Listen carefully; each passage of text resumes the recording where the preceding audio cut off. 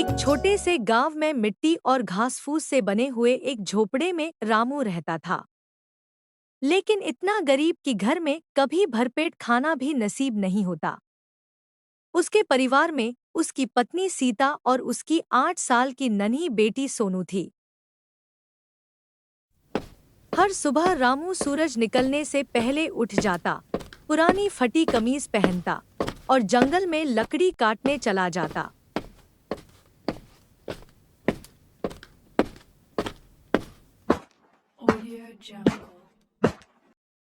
हाथ में कुहाड़ी, कंधे पर बांस की टोकरी और मन में एक ही ख्वाहिश, काश मेरी गरीबी खत्म हो जाती।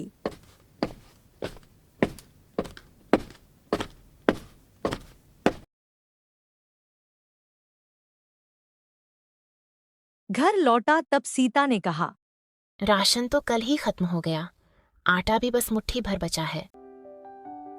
सीता, कोई बात नहीं, कल सुबह जल्दी उठकर जाऊंगा और बहुत सारी लकड़ियां काट कर लाऊंगा।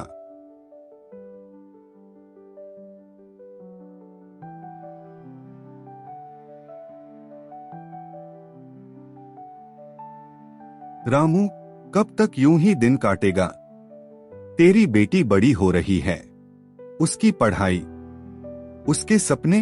अरे, सपने तो मेरे भी थे, अच्छा घर, अच्छा कपड़ा, पर सपने तो जैसे गरीबी में जन्म लेते ही दम तोड़ देते हैं। रामू सुबह जल्दी उठकर जंगल की ओर निकल पड़ा।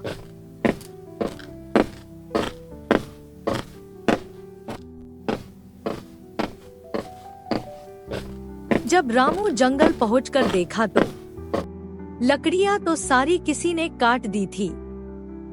यह देखकर रामू का मन उदास हो गया और वो चुपचाप घर लौटने के लिए निकल पड़ा।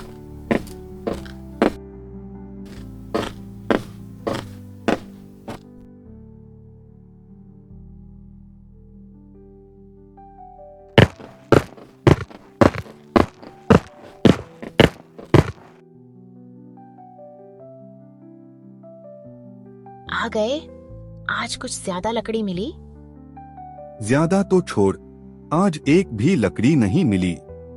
तो अब सोनू तो भूखी सो गई है। नहीं, आज मैं खुद भूखा रहूंगा, पर सोनू को दूध लाकर दूंगा।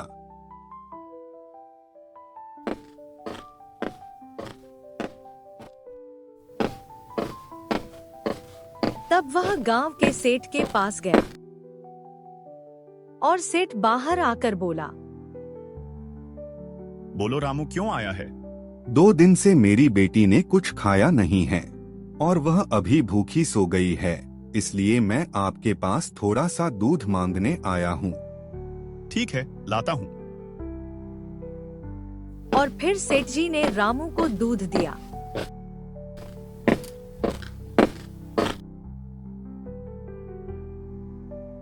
ले सीता, थोड़ा दूध लाया हूँ, सोनू को पिला। तुमने दूध कहाँ से लाया? मैं सेठ जी के पास गया और थोड़ा दूध मांगा, सेठ जी ने मुझे थोड़ा दूध लाकर दिया। सीता, मैं कल जल्दी उठकर लकड़ियां काटने जाऊंगा और लकड़ियां बेचकर राशन लेकर आऊंगा।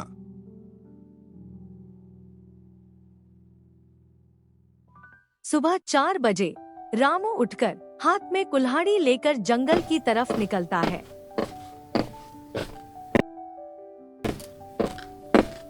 और जंगल में जाकर देखा, तब सारी लकड़ियां किसी ने काट दी थी। आज तो मैं जल्दी उठा था, फिर किसने आकर सारी लकड़ियां काट दी। रामू उदास होकर की ओर आ रहा था, तभी उसको रास्ते में गांव का एक बुजुर्ग मिला। उसने बताया, रामू, तू किस तरफ से आ रहा है? मैं जंगल में लकड़ियां काटने गया था, लेकिन सारी लकड़ियां किसने काट ली थी। रामू, जंगल में ऐसा अक्सर होता रहता है, कभी कभी तो लकड़ी ही मिलती नहीं है। शहर में एक फैक्ट्री खाली है, वहां पर मजदूर की जरूरत है, तो तू वहां पर जा, वहां तुझे मेहनत का पैसा मिलेगा।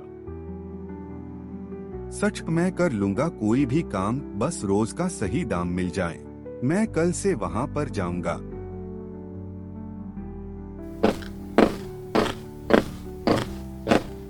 और फिर रामू घर पर जाकर सीता को यह बात बताई। सीता, शहर में फैक्ट्री खुली है। मैं सोच रहा हूँ कि वहाँ पर कल से काम पर जाऊं। तुम्हें किसने ये बात बताई कि शहर में फैक्ट्री खुली है? वह बापूजी कह रहे थे। वहाँ पर अच्छी खासे दाम भी है और मैं वहाँ पर काम करके हमारी गरीबी दूर करूँगा और हम अच्छे खासे घर में रहेंगे। ठीक है जी। रामू कल सुबह जल्दी उठकर वह फैक्ट्री में जाता है और वहां जाकर पूछता है। मुझे मालिक से मिलना है। ठीक है, तुम थोड़ी देर इंतजार करो, मालिक आ रहे हैं। फिर रामू ने थोड़ी देर वहां बैठकर इंतजार किया। थोड़ी देर में फैक्ट्री का मालिक वहां पर आया और पूछा। यहाँ पर क्या करने आया है? मालिक, मैंने सुना था कि यहाँ पर मजदूर की जरूरत है, इसीलिए मैं यहाँ पर काम मांगने आया हूँ। मैं तुमको काम पर तो रखूं, लेकिन यहाँ का टाइम सुबह 7 बजे से लेकर शाम के 7 बजे तक रहेगा। क्या तुम काम कर पाओगे? मैं काम कर लूंगा। तो ठीक है, कल से सुबह 7 बजे से आ जाना। रामू रोज सुबह 7 बजे से लेकर शाम के 7 बजे तक मजदूरी करने लगा। कुछ दिनों के बाद रामू के पास अच्छी खासी पैसे हो गए। उसने अपना घर भी नया बनवाया। फिर रामू सीता से बोला। सीता, हमारे पास पैसे आ गए हैं, इसलिए हमने घर भी नया बनवाया। धीरे धीरे अपने सपनों को पूरा करेंगे। जी बिल्कुल सही बोला आपने। पापा पापा, मुझे पढ़ लिख कर डॉक्टर बनना है।